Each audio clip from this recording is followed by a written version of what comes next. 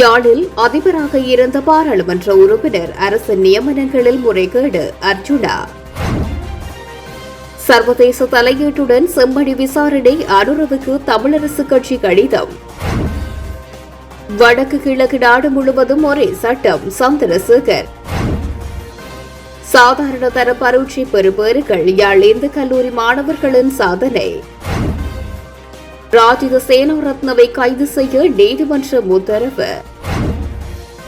ஜோஷித மற்றும் டெய்சிக்கு எதிரான வழக்கு ஒத்திவைப்பு. செம்மணி விவகாரத்தில் அனுர அரசில் தீர்வுக்கு வாய்ப்பில்லை CVK உறுதி. காணி அபகரிப்புக்கு எதிராக தமிழர் பகுதியில் வெடித்த போராட்டம். மக்கள் சுதேச மருத்துவத்தை ஆர்வத்துடன் தேடிச் செல்லும் போக்கு அதிகரித்துள்ளது வடக்கு ஆளுநர். வரலாற்று பாரம்பரியத்துடன் நாட்டை கட்டி எழுப்புவோம் அனுர உறுதி.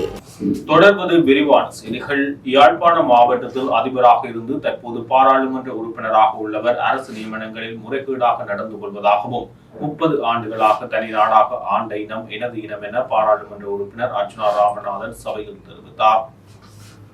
2020-2021 காலப்பகுதியில் வழங்கப்பட்ட முறைகேடான அரச உள்வாரி பட்டதாரிகளுக்கான அரசாங்க நியமனம் தொடர்பானது மதிப்புக்குரிய பிரதம மந்திரி மற்றும் உயர்கல்வி அமைச்சர் அவர்களே, அரசாங்க தொழில் வழங்குதல் தொடர்பாக உங்களுக்கு பின்வரும் முறைகேடுகளை தெரிந்திருந்தும் அவற்றுக்கான பதில்களை தாங்கள் இந்த பாராளுமன்றத்தில் தெரிவிக்க முடியுமா என்பது தொடர்பாகவே இந்த கேள்வி என்னால் முன்வைக்கப்படுகிறது.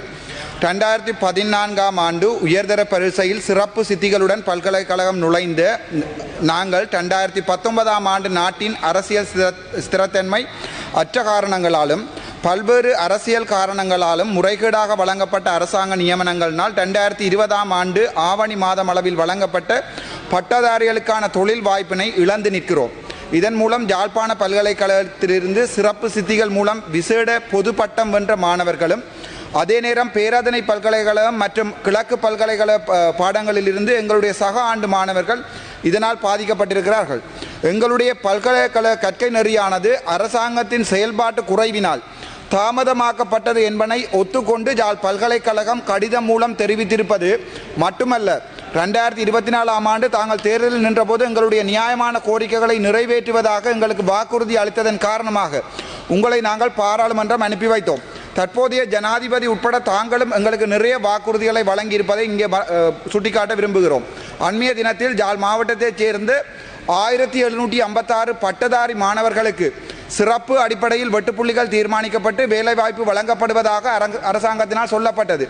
ஏற்கனவே மிகுந்த சிரமங்களுக்கு மத்தியில் ஒரு உயர்கல்வியை முடித்து அதன் பின்னர் வருடக்கணக்காக எங்களுடைய முதலாவது நியமனத்திற்காக காத்திருக்கும் நாங்கள் மீண்டும் ஒரு பரீட்சை ஒன்றை எதிர்கொள்ள வேண்டும் என தெரிவிக்கப்பட்டிருப்பது மிகவும் கவலைக்குரிய விடயமாகும்.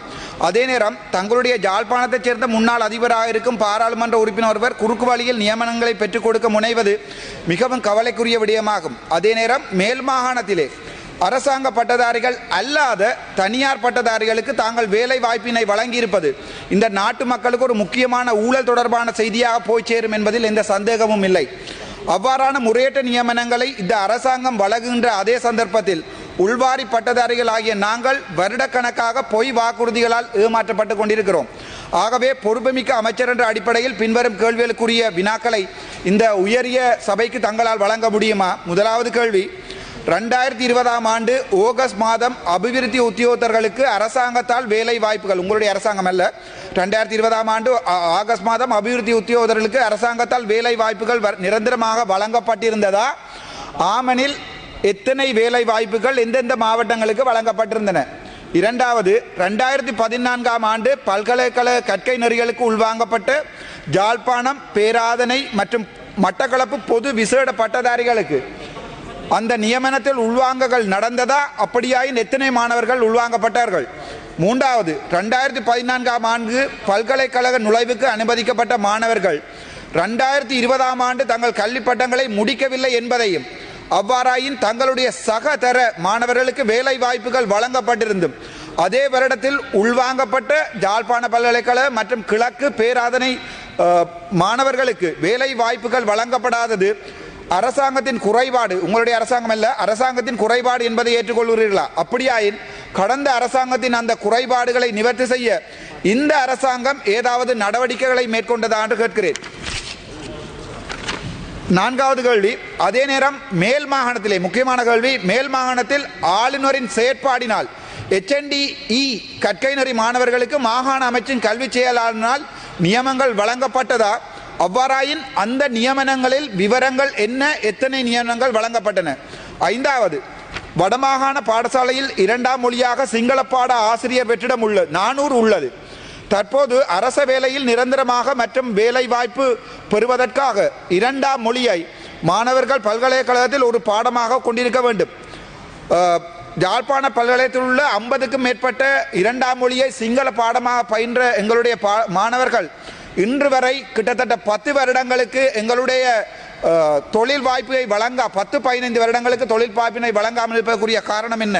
ஆறாவது, வடமாகாணத்தில் இருக்கின்ற ஆசிரியர் பற்றாக்குறையை நிவர்த்தி செய்வதற்கு வடமாகாண ஆளுநருக்கு அதிகாரங்கள் இருந்த போதும் அவரை தொடர்பு கொண்ட போது மத்திய அமைச்சின் செயலாளர் அது தொடர்பாக தீர்மானிப்பார் என்றும் கேபினட் அனுமதி தேவை என்றும் சொல்லியிருக்கிறார். அதேவேளை வடமாகாண செயலாளர் இருக்கின்ற வெற்றிடங்களை நிரப்புவதற்கு எந்த நடவடிக்கையும் எடுக்கவில்லை சீஃப் செக்ரட்டரி. இது தொடர்பாக உங்கள் கருத்து என்ன? நன்றி. இன்றைய தினம் எங்களுடைய ரவி கருணாநாயக்க அவர்கள் கொண்டு வந்த இந்த இளைஞர்களுக்கு வேலைவாய்ப்பு, சுயதொழில் வேலைவாய்ப்பு தொடர்பான இந்த பிரேரணையிலே நான் உண்மையாகவே சந்தோஷப்படுகிறேன். ஆனால் சரியான கவலை என்னென்றால், எங்களுடைய வடக்கு மாகாணத்துக்கு நீங்கள் ஒரு அமைச்சர் ஒருவரை டிசிசி மீட்டிங் அனுப்பியிருக்கிறீர்கள். டிசிசி மீட்டிங் நடத்துவதற்கு எங்கள் முன்னால் தான் இருக்கிறார் என்னுடைய நல்ல நண்பரும் ஆரோயர் அண்ணாவும் கூட. என்ன கவலை என்றால், அங்கே ஆயிரம் பட்டதாரிகள் வேலை இல்லாமல் அடிபடுகிறார்கள். 2014ஆம் ஆண்டு நன்றைய கேள்வியோட கேட்டிருக்கிறேன், பிரதம அமைச்சர் எழுப்பி போய்விட்டார். இன்னொருவர் சொல்லியிருக்கிறார் 2 கிழமைக்கு பிறகு பதில் தருகிறேன் என்று சொல்லியிருக்கிறார். அதே நேரம் நீங்கள் பார்த்தீங்கன்னு சொன்னால், வடக்கு கிழக்கு மாகாணத்திலே நாங்கள் சுயமாக எங்களுடைய பொருளாதாரத்தை கொண்டு போகக்கூடிய கடல் வளம், விவசாய வளம் உட்பட நாங்கள் ஒரு வளம் நிறைந்த ஒரு மாகாணம். மாகாண சபை கூட எங்களுடைய கையில் இல்லை. அதையும் விட கவலை என்னென்றால், எங்களுடைய சுதேச வைத்தியத்துறை எடுத்து பார்ப்போம். சுதேச வைத்தியத்துறை வைத்தியர்களாக 2007ஆம் ஆண்டு கேம்பஸுக்கு போனவர்கள், நான் 2006, இன்று வரை ஒரு நியமனம் இல்லாமல் இருக்கிறார்கள். அதுக்கு எங்களுடைய சிவஞானம் ஸ்ரீதரன் ஐயா சொன்னாராம், நீங்கள் சுதேச வைத்தியராக வேலை செய்யாமல் அப்படி என்றால் ஒரு டெவலப்மெண்ட் ஆஃபீஸராக வேலை செய்ய முடியும் என்றால், அப்படியான பாராளுமன்ற உறுப்பினர்களை யாழ்ப்பாணத்திலிருந்து அனுப்பிவிட்டு அதற்கு பிறகு நாங்கள் எந்த பிரதிபலனையும் ஏற்கலாது. அதே மாதிரி பார்த்தீங்கன்னு சொன்னால், இந்த தையிட்டி விகாரை மயிலிட்டி விகாரை நான் எங்களுடைய அமைச்சருக்கு நேர சொல்லியிருக்கிறேன். நாங்கள் இது நேரடியாக போய் கதைத்து அதை நிப்பாட்ட வேண்டிய தேவை எங்களுக்கு இருக்கிறது. அதிலே அரசியல் செய்கிறார்கள் என்று மயிலிட்டியிலே இப்போது அந்த ஹாபர் கிட்டத்தட்ட இந்திய மீனவர்களுடைய 200-300 போட் அங்கே ஒரு போட் கூட இந்த பாராளுமன்றத்தினுடைய அரை பகுதிக்கு வரும். அந்த போட்களை தயவு செய்து அகற்றி அங்கே இருக்கிற இளைஞர்களுக்கு வேலை வாய்ப்புகளை வழங்க வேண்டிய தேவை, அந்த முடிவுகளை எடுக்க வேண்டிய வேலை எங்களுடைய அமைச்சருக்கு இருக்கிறது. அரசியல் செய்ய வேண்டும் என்பதற்காக செம்மணிக்கு வந்துவிட்டு செம்மணியிலிருந்து செருப்புகளை விட்டு ஓடுவதை விட்டு தமிழ் மக்களோட சேர்ந்து ஏதாவது ஒன்றாக செய்ய வழிகிட்டால் நாங்கள் உங்களுக்கு 100% ஆதரவு தருவோம். நீங்கள் உங்களுக்கு என்ன கோபம், ஆனால் எனக்கு உங்கள் உண்மையான பாசம் இருக்கிறது. அண்மையில கூட ஜெர்மனியிலிருந்து சொன்னார், இல்லை அவரை அவமானப்படுத்த வேண்டாம், அவருக்கு உதவி செய்வதற்கு ட்ரை பண்ணுங்கள். நான் சொன்னேன், நான் அவருக்கு எப்பயோ லிப்டில் சொன்னான், நான் இவருக்கு உதவி செய்கிறேன் என்று சொன்னான். ஆனால் அவர் ஒருபோதுமே எங்களுடைய வளங்களை பாவிப்பதும் இல்லை, எங்களை பற்றி நாங்கள் சொல்வதையும் கேட்பதும் இல்லை. அதை விட வடக்கு மாகாணத்திலே ஒரு பாராளுமன்ற உறுப்பினருக்கு தர வேண்டிய 10 மில்லியன் டைவர்சிஃபைட் ஃபண்ட், அதாவது பன்முகப்படுத்தப்பட்ட நிதி பாராளுமன்ற உறுப்பினர்களுக்கு சிறப்பாக இருக்கு. அந்த பாராளுமன்ற நிதியை கூட எங்களுடைய அமைச்சர் இன்று வரைக்கும் வடக்கு மாநிலத்தில் இருக்கிற 6 பேருக்கு எடுத்து தரவில்லை. எடுத்து தந்திருந்தால் அதிலே நாங்கள் ஒரு சிறந்த செயற்திட்டம் ஒன்றை செய்து வைத்திருக்கலாம். அதையும் விட நான் முக்கியமான ஒரு விடயத்தை சொல்லி முக்கியமான விடயம், எங்களுடைய கனடாவிலே ஒன்டாரியோ மாகாணத்திலே ஸ்கான்பரோ விலை 26ஆம் தேதி ஒட்டுமொத்த தமிழினமும் ஒன்றாக சேர்ந்து 64 உடலங்கள் எடுக்கப்பட்டிருக்கிறது. உங்களுக்கு நன்றாகவே தெரியும். தமிழனாக தேசிய தலைவர் கூட எங்களுடைய விமல் வீரவன் செல்ல அவருடைய நண்பர் எங்களுடைய வசந்த சமரசிங் அவர்கள் சொன்னார், நாங்கள் பயம் இங்கே உள்ளே கதைப்பதற்கு வெளியே நாங்கள் கிட்டத்தட்ட 30 வருடங்களுக்கு தனிநாடு நடத்தின இனம். நன்றி, வணக்கம். செம்மணி மனித புதைகுழி விவகாரத்தில் சர்வதேச அனுசரணையுடன் விசாரணைகள் இடம்பெற வேண்டும் என ஜனாதிபதிக்கு தமிழரசு கட்சி கடிதம் ஒன்றை அனுப்பியுள்ளதாக பாராளுமன்ற உறுப்பினர் சாணக்கியன் தெரிவித்தார். இன்று இந்த அவசான் කරනවා இன்று இந்த பிரேரணையின் இந்த தனிநபர் பிரேரணையின் பொழுது இன்னொரு மிக முக்கியமான விடயத்தை நான் இந்த சபையிலே டேபிள் பண்ண விரும்புகிறேன். இது எங்களுடைய கட்சியின் சார்பிலே நாட்டினுடைய ஜனாதிபதி அன்ரகுமார் திசாநாயக் அவர்களுக்கு எழுதப்பட்ட கடிதம். இந்த கடிதம் எங்களுடைய கட்சியினுடைய தலைவர் CVK சிவஞானம் அவர்கள் மற்றும் கட்சியினுடைய பொதுச் செயலாளர் சுமந்திரன் அவசான் කරනවා கௌரவ சுமந்திரன் அவர்கள் செயலாளர் அவர்கள் ஜனாதிபதிக்கு எழுதிய கடிதம். இந்த I'd like to table this letter in parliament as well. This is also important to ensure that there is accountability that will lead to the trust of the Tamil youth who will remain in this country to work. So therefore I'd like to table this letter. The letter is about the truth seeking, international collaboration and justice in the Chemmani mass graves investigation. So I'd like to table this letter also for the perusal of the government members because we need to win the trust of the Tamil youth to stay in this country. Thank you. வடக்கு கிழக்குக்கு ஒரு சட்டம், தெற்குக்கு ஒரு சட்டம் என பிரித்து கூறுகிறார்கள். ஆனால் என்னை பொறுத்தவரை சட்டவிரோத கடத்தொழில் செய்யும் அனைவருக்கும் ஒரே விதமாகவே சட்டத்தை மேற்கொள்வதாகவும் எந்த பாகுபாடும் இல்லை என கடத்தொழில் அமைச்சர் ராமலிங்கம் சந்திரசேகர் தெரிவித்துள்ளார். அந்த பிரச்சனைகளை தீர்ப்பதற்கான மீனவர்களோடையே சேர்ந்து இது சம்பந்தமான பாரிய உரையாடல்களை முன்னெடுத்து வருகிறோம். அப்போ அந்த உரையாடல்கள் ஒன்றுதான் உங்களுக்கு தெரியும் நினைக்கிறேன். அண்மையிலும் கூட நாங்கள் திருகோணமலைக்கு வந்து நான் வரவில்லை, எங்களுடைய பிரதி அமைச்சர் வந்து மீனவர்கள் விசேடமாக மீனவர் சங்கங்கள் எல்லாம் வரவழைத்து அங்கு மீனவர்கள் முகம் கொடுக்கின்ற பிரச்சனைகள் சம்பந்தமாக நாங்கள் விரிவாக ஆராய்ந்தோம். அப்போ அந்த ஆராய்கின்ற போது நிச்சயமாக நீங்கள் முன்வைத்திருக்கின்ற கேள்விகளில் பிரதான கேள்வியாக தோக்குகின்ற பொழுது சுருக்கு வலை சம்பந்தமான பிரச்சனை ஒரு முக்கியமான பிரச்சனை. அதே போன்று சுழியோடல் சம்பந்தமான பிரச்சனை, டைவிங் சம்பந்தமான பிரச்சனை, அதுவும் பாரிய பிரச்சனையாக விசேடமாக திருகோணமலை மாவட்டத்துக்கு இருக்கின்றது. அதே போன்று வெளிச்சம் பாய்ச்சி, அதாவது லைட் கோஸ் செய்கின்றதன் மூலமாக ஏற்படுகின்ற ஆபத்துகளும் அதே மாவட்டத்தில் இருக்கின்றது. அதே போன்று இந்த அட்டை குஞ்சுகளை பிடிப்பது சம்பந்தமான பிரச்சனை. அப்போ இந்த பிரச்சனைகள் அவ்வளவு தொடர்பாகவும் நீங்கள் சொல்லுவதை போன்றே எங்களுடைய இதற்குரிய நிறுவனமான நாரா, அதே போன்று நெக்டா போன்ற நிறுவனங்களுக்கு நாங்கள் இது தொடர்பாக மீள் பரிசீலனை செய்வதற்கும் மீள் ஆராய்ச்சியை செய்வதற்குமான பணிப்புரையினை நாங்கள் மேற்கொண்டிருக்கின்றோம். அப்போ அதன் அடிப்படையில் இப்போ நீங்கள் சொல்லுவது போன்று இந்த சுருக்கு வலை சம்பந்தமாக முதலாவது நாங்கள் எடுத்து பார்க்கின்ற பொழுது என்னை பொறுத்த வரைக்கும், அதாவது நான் இந்த பல இடங்களுக்கு சென்று பார்த்திருக்கிறேன். இந்த சுருக்கு வலை பாவிப்பதன் மூலமாக அதில் விசேடமாக இது பொதுவாக இருக்கின்ற பிரச்சனையாக இருக்கின்றது. அப்போ நாங்கள் தடை செய்யப்பட்டிருந்த போதிலும் கூட இதில் ஊடாக பாவிக்கக்கூடாது என்று கூறினாலும் கூட எங்களுக்கு எல்லோருக்குமே தெரியும், எங்களுடைய மீனவர்கள் இதை சட்டவிரோதமாக பயன்படுத்துகின்ற போக்கு எல்லா இடங்களிலும் இருக்கும்.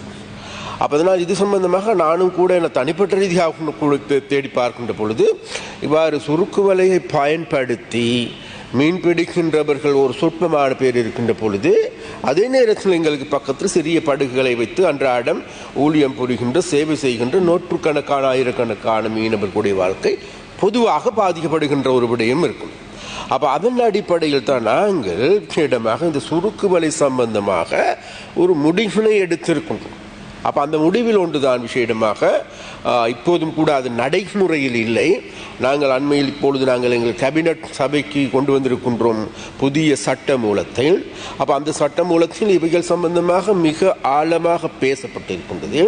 அது மாத்திரமல்ல, அது சட்ட வரைவுக்கு நாங்கள் உட்படுத்தி இருக்கின்றோம். அதன் பிறகு பாராளுமன்றத்துக்கு வரும், உங்களுக்கும் அது சம்பந்தமான மேலதிகமான கருத்துக்கள் ஆலோசனைகளையும் பெற்றுக் கொடுக்க முடியும்.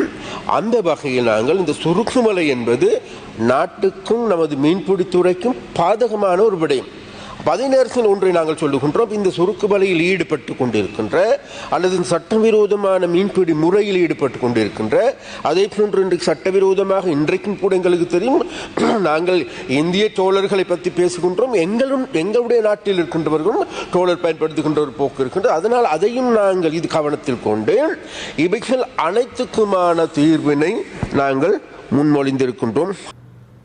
தற்போது வெளியாக இருக்கும் கல்வி பொதுத்தராதர சாதாரணதர பரீட்சை பெறுபவர்களின் அடிப்படையில் யாழ்ப்பாணம் இந்து கல்லூரியின் மொத்த பெறுபவர்கள் தொடர்பான தகவல்கள் வெளியாகியுள்ளன. யாழ்ப்பாணம் இந்து கல்லூரியின் பிரதி அதிபர் திரு மே இந்திரபாலா எமது கல்லூரியில் 2024 ஆண்டு காபோதா சாதாரணதர பரீட்சைக்கு 345 மாணவர்கள் பரீட்சைக்கு தோற்றி 342 பேர் சித்தி அடைந்துள்ளார்கள். இதிலே 82 மாணவர்கள் 9A சித்திகளையும் 73 மாணவர்கள் 8A சித்திகளையும் 33 மாணவர்கள் 7A சித்திகளையும் 24 மாணவர்கள் 6A சித்திகளையும் 20 மாணவர்கள் 5A சித்திகளையும் பெற்றுள்ளார்கள். மொத்தமாக 5Aயும் அதற்கு மேலதிகமாகவும் 67.24 வீத மாணவர்கள் சித்தி அடைந்திருக்கின்றார்கள். இதிலே குறிப்பாக 9A சித்திகளை பெற்ற மாணவர்கள் இணைப்பாட விதானம் செயல்பாடுகளிலே ஈடுபட்ட மாணவர்களும் கூடுதலாக 9A சித்திகளை பெற்றுள்ளார்கள். இதைவிட 8A சித்திகளை பெற்ற மாணவர்களே கூடுதலான மாணவர்கள் ஆங்கில இலக்கியம், சிங்களம் போன்ற பாடங்களை B சித்திகளையும் C சித்திகளையும் பெற்று இருக்கின்றார்கள் என்பது எங்களுக்கு மகிழ்ச்சி அளிக்கின்றது. மேலும் கடந்த ஆண்டு 52 மாணவர்கள் 9A சித்திகளை பெற்றிருக்கின்றார்கள். இந்த ஆண்டு 82A மாணவர்கள் 9A சித்திகளை பெற்றிருக்கின்றது எங்களுக்கும் பாடசாலை சமூகத்துக்கும் மிக்க மகிழ்ச்சியை அளிக்கின்றது ஒன்றாகும். கிரிந்த மீன்பிடி துறைமுகத்தில் மணல் அகழ்வு திட்டத்தை கொரிய நிறுவனத்துக்கு ஒப்படைத்து அரசாங்கத்துக்கு 2.63 மில்லியன் ரூபாவுக்கும் அதிகமான நஷ்டத்தை ஏற்படுத்தியதாக கூறப்படும் முன்னாள் அமைச்சர் ராஜ்ய சேனாரத்னவை கைது செய்ய நீதிமன்றத்தில் முன்னிலைப்படுத்துமாறு கொழும்பு மேலதிக நீதவான் ஹர்சன கெகுனுவெல உத்தரவிட்டுள்ளார்.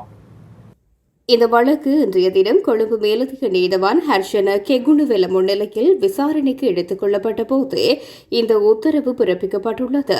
இதன்போது லஞ்சம் மற்றும் ஊழல் விசாரணை ஆணைக்குழு அதிகாரிகள் நீதிமன்றில் முன்வைத்த கோரிக்கைகளை கருத்தில் கொண்ட நீதவான் ராஜித சேனாரத்னவை கைது செய்து நீதிமன்றத்தில் முன்னிலைப்படுத்துமாறு உத்தரவிட்டுள்ளார்.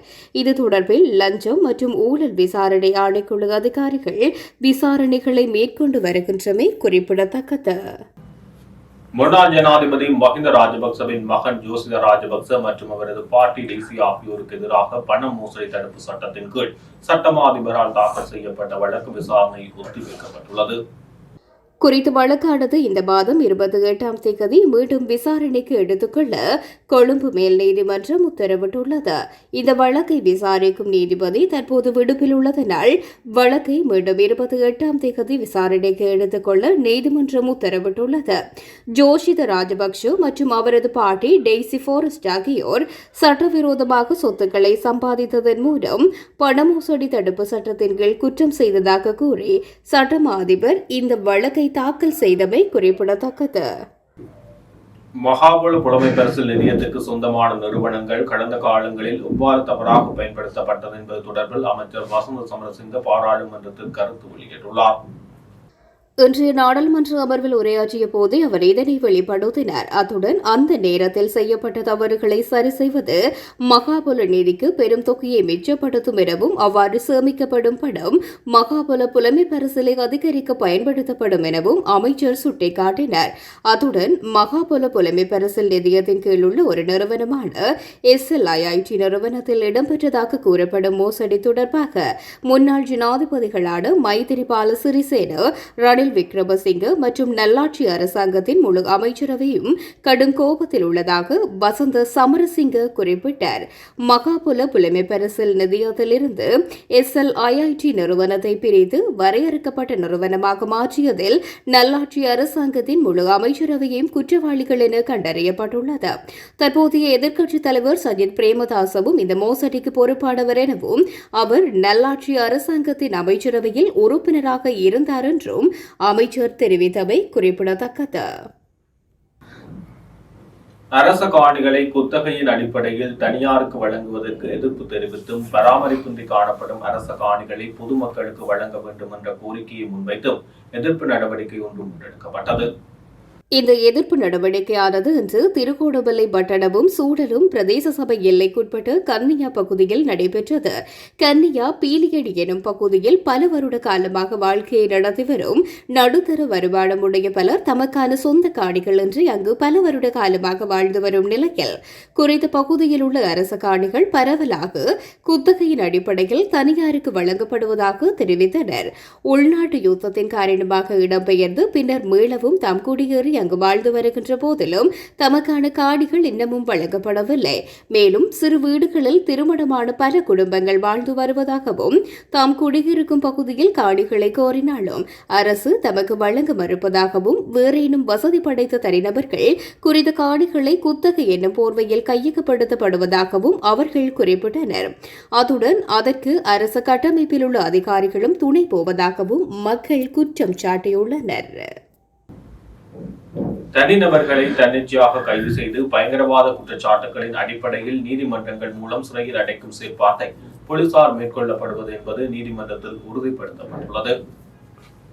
உள்நாட்டிலும் சர்வதேச அளவிலும் சிறுபான்மையினருக்கு எதிராக பயன்படுத்தப்படுவதாக பரவலாக விமர்சிக்கப்படும் பயங்கரவாத தடை சட்டத்தை பயன்படுத்தி கைது செய்யப்பட்டு முஸ்லிம் இளைஞர் ஒருவரை இந்த சட்டத்தின் கீழ் அவர் எந்த குற்றமும் செய்யாததால் அவரை பிணையில் விடுவிக்க கோரி வழக்கு தாக்கல் செய்ய போலீசாருக்கு 9 மாதங்கள் தேவைப்பட்டுள்ளன. தெகுவளை போலீசார் மாவனெல்லையை சேர்ந்து விமான பணியாளர் பாடநெறி மாணவரான 21 வயது முகமது சுஹைஸ் முகமது ரிபாய் தனது சமூக ஊடக கணக்கில் இஸ்ரேலுக்கு எதிரான எமோஜியை வெளியிட்டதாக கூறி பயங்கரவாத தடை சட்டத்தின் கீழ் குற்றச்சாட்டுகளை பதிவு செய்து அக்டோபர் 24, 2024 அன்று கைது செய்தனர். ஜூலை 9, 2025 புதன்கிழமை கல்கிசை நீதவான் நீதிமன்றத்தில் வழக்கு விசாரணைக்கு வந்தபோது 9 மாதத்துக்கு முன்னர் முஸ்லிம் இளைஞரை கைது செய்து தெகுவளை போலீஸ் நிலைய பொறுப்பதிகாரி அனுராத ஹேரத் பயங்கரவாத தடை சட்டத்தின் கீழ் ஹுசைல் எந்த குற்றத்தையும் இழைக்கவில்லை என்பது போலீஸ் விசாரணையில் தெரிய வராததால் அவரை பிணையில் விடுவிப்பதில் தனக்கு எந்த ஆட்சேபனையும் இல்லை என நீதிமன்றத்தில் தெரிவித்தார். முஸ்லிம் இளைஞர் சார்பாக நீதிமன்றத்தில் முன்னிலையான சட்டத்தரணிகளான ரஷாத் அகமது, இல்ஹாம் ஹசன் அலி, MKM ஃபர்சான் மற்றும் பிரதிபா ஹீத்ம பெர்னாண்டோ ஆகியோர் போலீசாரை கடுமையாக ஆட்சேபித்துள்ளதோடு மேலும் எந்த குற்றமும் செய்யாத ஹுசைனின் வாழ்க்கையுடன் இவ்வளவு காலம் விளையாடியது ஏனென போலீஸ் நிலைய பொறுப்பதிகாரியிடம் கேள்வி எழுப்பியிருக்கின்றனர். எந்த குற்றமும் செய்யாத ஹுஹைலை பயங்கரவாத தடை சட்டத்தின் கீழ் இவ்வளவு காலம் தடுத்து வைத்தது ஏன்?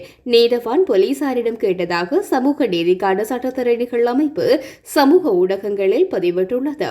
இந்த வழக்கு தொடர்பாக தெகுவளை போலீசார் 2025 மே 27 அறிக்கை தயாரித்து சட்டப்பிரிவுக்கும் சட்டம் அதிபருக்கும் அனுப்பி சட்டம் அதிபரின் ஆலோசனையை பெற நடவடிக்கை எடுத்துள்ள நிலையில் பயங்கரவாத தடை சட்டத்தின் கீழ் சந்தேக நபருக்கு சட்டம் அதிபரின் ஆலோசனையின்றி பிணை வழங்க நீதவான் நீதிமன்றத்தால் முடியாது என கல்கிசை மேலதிக நீதவான் ஹேமாலி ஹால்பந்தனிய தெகுவளை போலீசாரிடம் குறிப்பிட்டுள்ளார். பயங்கரவாத தடை சட்டத்தின் கீழ் சந்தேக நபருக்கு எதிராக எந்த குற்றமும் கண்டறியப்படாவிட்டால் சட்டப்பிரிவு மூலம் சட்டமா அதிபருக்கு தெரிவிக்குமாறு தெகுவளை போலீசாருக்கு உத்தரவிட்ட நீதவான் சட்டமா அதிபரின் ஆலோசனைக்கு அமைய தான் செயல்படுவதாக நீதிமன்றத்துக்கு தெரிவித்துள்ளார்.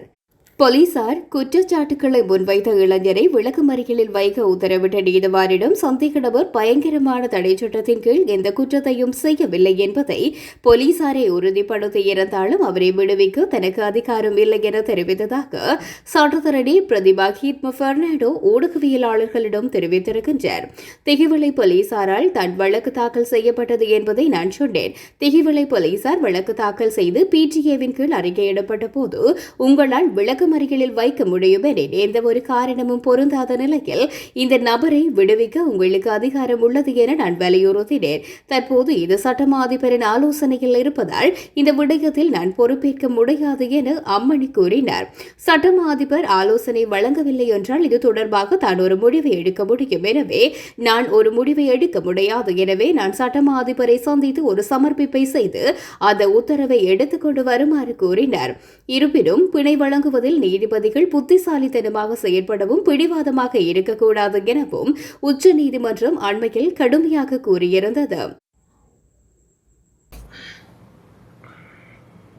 மக்கள் சுதேச மருத்துவத்தை ஆர்வத்துடன் தேடிச் செல்லும் போக்கு அதிகரித்து வருகிறது. ஏனைய மருந்துகளால் பக்க விளைவுகள் ஏற்படுகின்றது என அவர்கள் நம்புவதன் காரணமாக சுதேச மருத்துவத்தை தேடிச் செல்கின்றனர். இந்த மாற்றத்தை சரிவர பயன்படுத்திக் கொள்ள வேண்டும் என வடக்கு மாகாண ஆளுநர் வேதநாயகம் தெரிவித்துள்ளார். கிளிநொச்சி மத்திய சித்த மருந்தகத்தின் புதிய கட்டடம் வடக்கு மாகாண ஆளுநரால் வெள்ளிக்கிழமை கிளிநொச்சி மத்திய பேருந்து நிலையத்துக்கு அருகில் திறந்து வைக்கப்பட்டது. வடக்கு மாகாண சுதேச மருத்துவ திணைக்களத்தின் ஆணையாளர் வைத்தியர் தி சர்வானந்தன் தலைமையில் நடைபெற்ற நிகழ்வில் பிரதம விருந்தினராக ஆளுநர் கலந்து கொண்டதுடன் சிறப்பு விருந்தினராக வடக்கு மாகாண பிரதம செயலாளர் தனுஜா முருகேசன், கௌரவ விருந்தினராக வடக்கு மாகாண சுகாதார சுதேச மருத்துவ சிறுவர் நன்னடத்தை பராமரிப்பு சேவைகள் அமைச்சின் செயலர் ஜெயராஜ், கிளிநொச்சி மாவட்ட செயலர் முரளிதரன் ஆகியோர் கலந்து கொண்டனர். ஆளுநர் தனது உரையில் தெரிவிக்கையில், திணைக்களங்களுக்கு சிறப்பான பௌதீக வளம் இருந்தால் மக்களுக்கு தேவையான சேவையை வழங்க முடியும். நாங்கள் அரசு சேவைக்கு இணைந்து கொண்டு 1991 ஆண்டிலிருந்து 2010 ஆண்டு வரையான காலம் போருடனேயே இருந்தது. அந்த காலப்பகுதியில் பௌதீக வளங்கள் சிறப்பாக இல்லாவிட்டாலும் மக்களுக்கு திருப்திகரமான சேவையை நாம் வழங்கியிருந்தோம். எங்களுடைய சுகாதார திணைக்களத்தின் கீழ் உள்ள மருத்துவமனைகளுக்கு மிகப்பெரிய கட்டடங்கள் மற்றும் நவீன உபகரணங்கள் கிடைக்கப்பெற்றன. ஆனால் மனித வளம் இல்லாமையால் அவை இயங்காமல் இருக்கின்றன. இவை எல்லாவற்றுக்கும் அப்பால் பௌதிக வளங்கள் இருந்தாலும் மக்களுக்கு தரமான சிறப்பானதொரு சேவையை வழங்கினாலேயே அந்த திணைக்களங்களை நோக்கி மக்கள் வருவார்கள். திணைக்களங்களும் மக்களுக்கு சிறப்பான சேவையை வழங்கினால்தான் அந்த திணைக்களங்களுக்கு மேலதிக உதவிகளை செய்ய வேண்டும் என்ற உந்துதல் எங்களுக்கு வரும். இவ்வாறாக வடக்கு மாகாண ஆளுநர் குறிப்பிட்டிருந்தார். வடக்கு மாகாண ஆளுநரால் வளாக சுற்றாடலில் மரக்கன்றுகளும் நடுகை செய்யப்பட்டமை குறிப்பிடத்தக்கது. மத்தள சர்வதேச விமான நிலையம் $260 மில்லியன் கடனை கொண்டிருக்கிறது. எதிர்வரும் 2030 ஆண்டு வரை இந்த கடனை செலுத்த வேண்டியுள்ளது.